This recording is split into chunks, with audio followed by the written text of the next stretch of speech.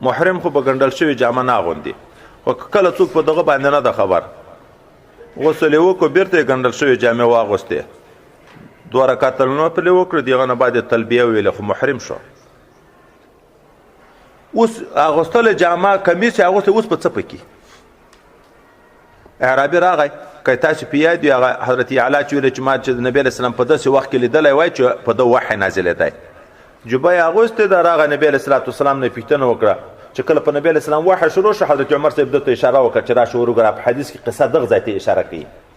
نبي علیه السلام حکم ورته وکړ کمیس دا جبه وباسه، کمیس ته جبه چوپانه ده وی باسه.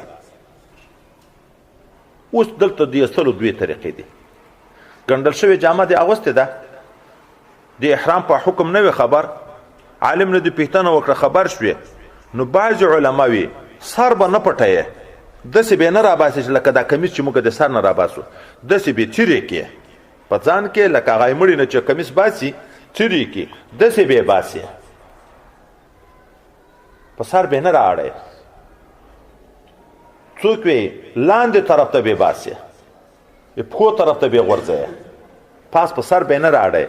خو دغه حدیث مبارک نه وایي دا معلومیږي چې په سر دغه پټېدن پروا نه لري چې دا یو وارې پټ شو، اکثر د ورځې ته اعتبار ده.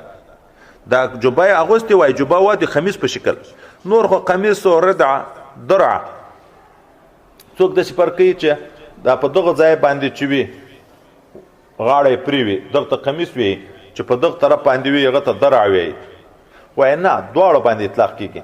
ځکه صحابي مبارک راغی چې زه یم ښکارځن ښکار کوم، کمیس مې اغوستی لنګ مې نه یي، ځکه په ښکار کې په غرو کې چې منډې وایي لنګ سره سړی په عذابېږي، اوس په دا کمیس کې لمونځ کوم صحیح کېږي که نه؟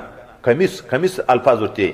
نبي علیه السلام ورته وایي چې او خو دغه ګریوان تڼۍ به یې تړې که نه یې ازغایب کې ورکه، ولې چې په لمانځه کې خپل عورت ته پام نشي. اوس کمیس ده، کمیس په یغ پورې که خاص وایي چې دلته غاړه لري، دغه ممکن عورت لیده کېږي، خو دا د پیجۍ په دا سینه باندې چې ګریوان ده دغه ته هم خمیس ویله کېږي. نو جبه هم داسې وه، دا که هغه کې مې لیدلي دا کنداریانو کې دا ښکاري بخمل، دا ډبل بخمل دوم کمیس برسیره ده، د ژمي په موسم باندې په دغه خپلو کالیو باندې برسیره اغوندي، یغه ته چوخه ورته یې دی که څه ورته یې. اوس دغه د هغه په شکل باندې د کمیس په شکل ده راودې باسي، وایي دلته حکم د ایستلو شوی.